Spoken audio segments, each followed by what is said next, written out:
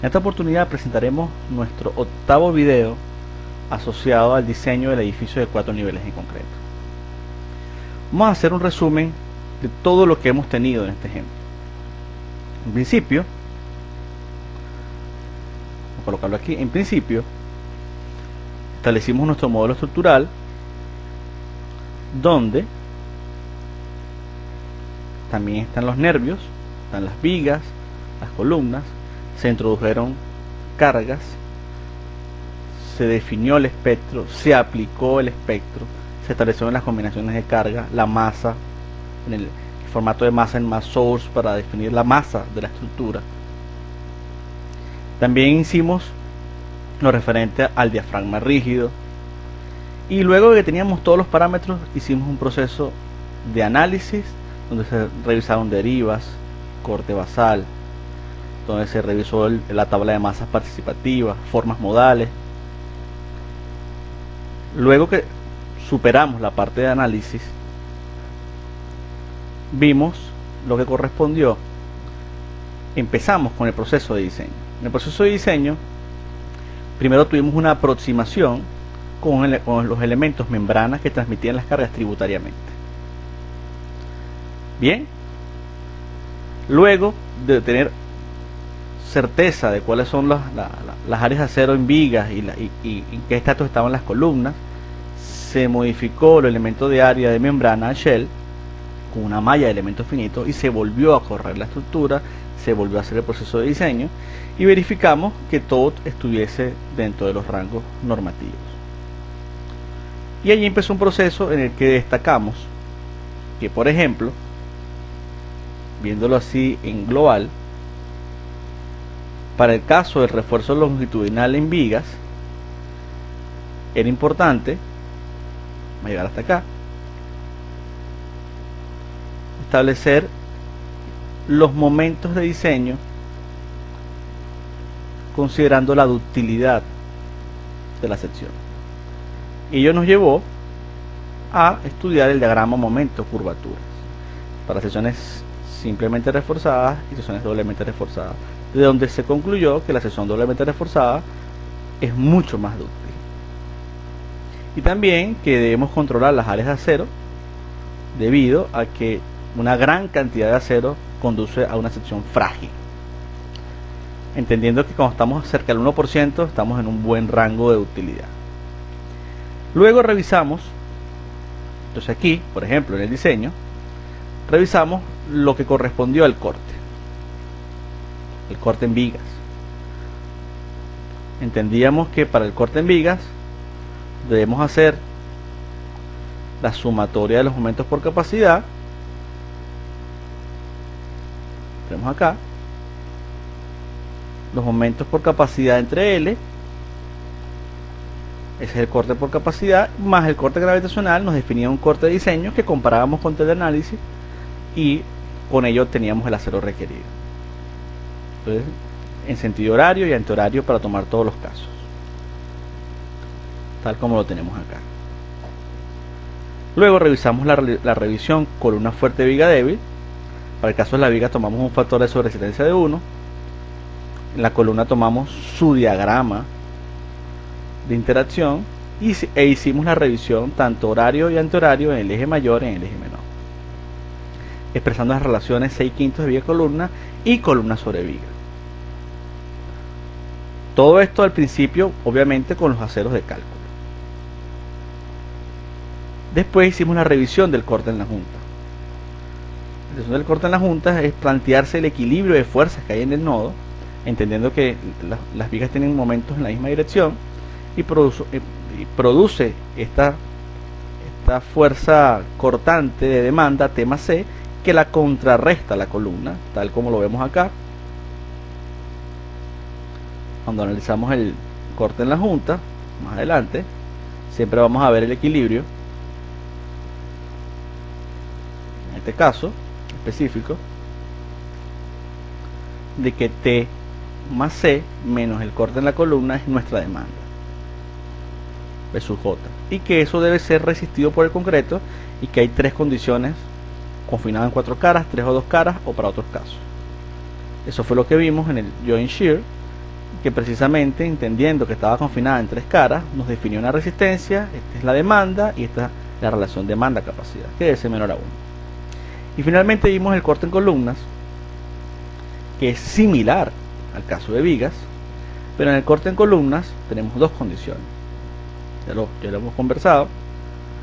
Básicamente, en el corte en columnas tenemos la condición de que el momento resistente puede ser tomado directamente del diagrama de interacción de las columnas o el máximo que transfiere las vigas. Normalmente el máximo que transfiere la viga es menor a la capacidad propia de la columna, y por eso el ETABS, y cuando uno lo hace manualmente, tiende a tomar este valor, que por lo general, en la mayoría de los casos, es menor a la propia capacidad de la columna. Entonces, con esos momentos que le transfiere la viga dividido entre L, tenemos el corte de diseño.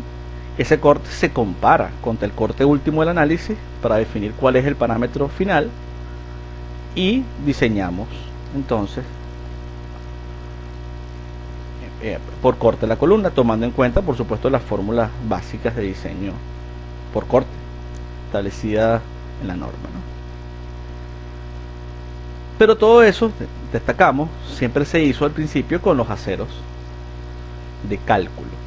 Ahora podemos ver, cuando hacemos el proceso de diseño,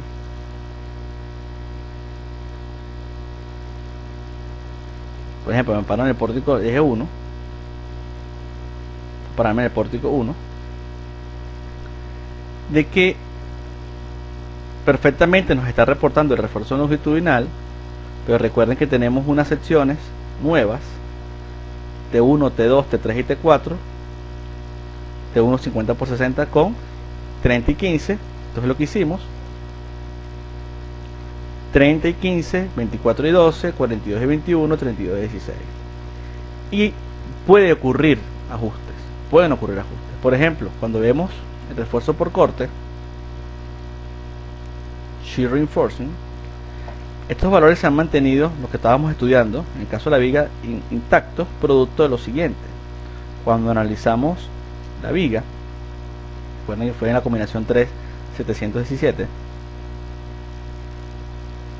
acá, shear details, el valor del corte por capacidad aumentó, sumando este valor directamente 30 y lo tenemos acá, segundo, corte por capacidad 17.19.3 y corte gravitacional 14.076. Vamos a sumarlo, 17.193, 14.076. tenemos la suma de 31.26.9. ese valor 31.26.9 sigue siendo menor al corte último del análisis, y por tanto este fue el mismo valor que habíamos utilizado y no hay cambios en la acero. Si este valor por capacidad hubiese sido mucho más grande, automáticamente toma el valor de capacidad más el corte gravitacional y este valor crece y crece este valor. Ese sería un caso. Podemos revisar, por ejemplo, una viga más arriba, esta viga. Si buscamos ahí en la combinación 3 también, quizás es la más crítica, shear details, fíjense, en este caso el corte último es 20.768, es el corte del análisis, mientras que el corte por capacidad y el corte gravitacional están sumando valores de 14.11 y 11.68. por tanto, eso nos define la situación más crítica para esa viga. Luego, otro aspecto a resaltar era la revisión, por ejemplo, de columna sobre viga. Estas revisiones cambian. Ahora tenemos 1.663 y 1.894, cuando antes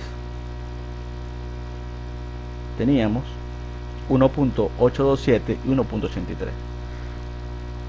¿Por qué ha cambiado? Porque en vez de tomar estos aceros, el programa ahora, si buscamos aquí envolvente Lincoln combinación 6, fíjense, para combinación 6 tenemos estos aceros 30 15 30 15 42 21, y esos aceros imponen unas capacidades diferentes en las vigas y se modifican estos valores. Ahora ha disminuido la relación producto de que la viga es más resistente. Y lo mismo pasa en el corte en la junta. Vamos a verlo aquí afuera. Joint Shear. El valor da 0.84 y 0.795 cuando antes nos daba 0.758 y 0.623.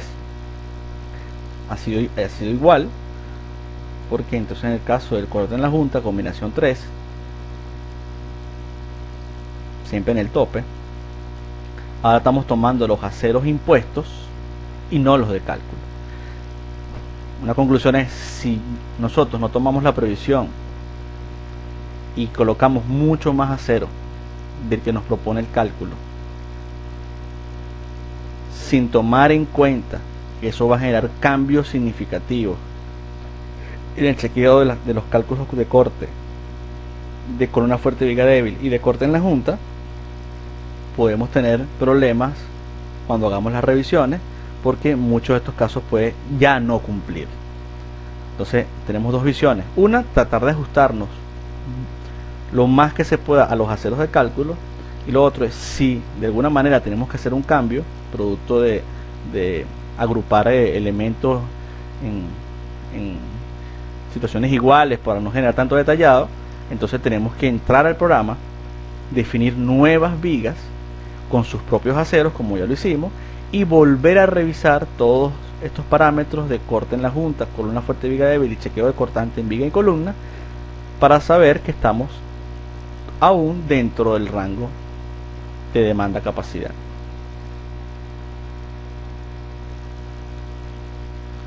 Ahora nos queda finalmente ver la losa reticular. Fíjense, si vamos a la planta del piso 3, podemos seleccionar solamente los nervios. Para ello vamos al menú Select, Grupos, Nervios, le decimos ver solo la selección, y tenemos tanto los nervios en el piso 3 como también en el piso 4. Entonces, ubicados nuestros nervios en la planta, recordemos que la sección nervio era de 15 por 30 centímetros. Lo que debemos hacer es ir al menú Design y seleccionar las combinaciones para el diseño de los mismos, donde vamos a sacar la combinación 3, 4, 5 y 6. Nos vamos a quedar con las dos primeras, que son, recuerden, gravitacionales. No tiene sentido incluir combinaciones con sismo para unos nervios que trabajan estrictamente ante cargas gravitacionales. Y vamos entonces y hacemos el diseño. En el diseño se nos presentan las áreas de acero requeridas para cada tramo, arriba y abajo. Si por ejemplo buscamos la zona cercana a la viga, donde hay mayor momento negativo, vamos a tener por ejemplo valores de 2.5 centímetros. Este acero total pudiera ser cubierto perfectamente con 2 barras de media. Ahora, acaba de destacar que el diseño lo realizó sobre una sección rectangular y no sobre una sección T, que es mucho más efectiva, y por tanto estos resultados son más conservadores. Tienden a arrojar valores de áreas de acero más grandes que el diseño específico utilizando la sección T. Sin embargo, son valores normalmente relativamente pequeños que son totalmente aceptables. Digamos que no es crítico colocar 2 barras de media en este tipo de losas. O sea, el ahorro en áreas de acero utilizando una sección T no es, desde mi punto de vista, significativo.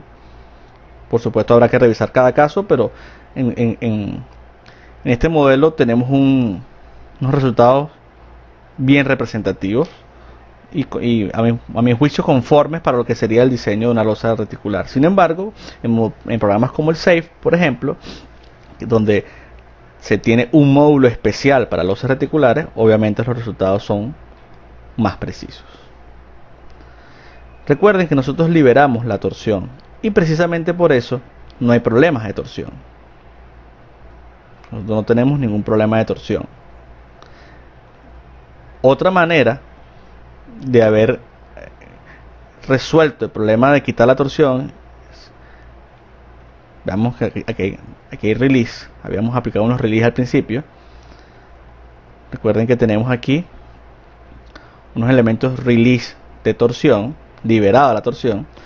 Pudimos, voy a quitar el modelo, haber agarrado y en vez de liberar la torsión, ejemplo, pudimos haber seleccionado esos nervios, quitarle el release, decirle no release, o sea que haya torsión en principio, pero en la definición de secciones, en el nervio, en los modificadores, decirle que su constante torsional es 0. Y al no tener un valor de constante torsional, liberamos también la torsión. De hecho, si volvemos a correr,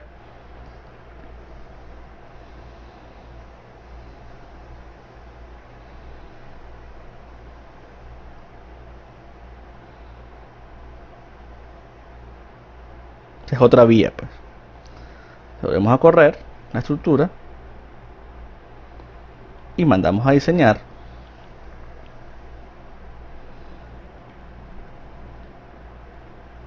En centímetros, los resultados son similares.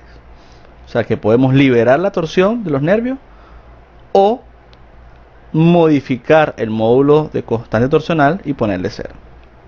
En cualquier caso, el resultado que se obtiene es igual y lo que persigue es quitarnos la torsión para que no nos presente un problema en la revisión y chequeo de estos elementos. Con esto concluimos el video. Muchas gracias.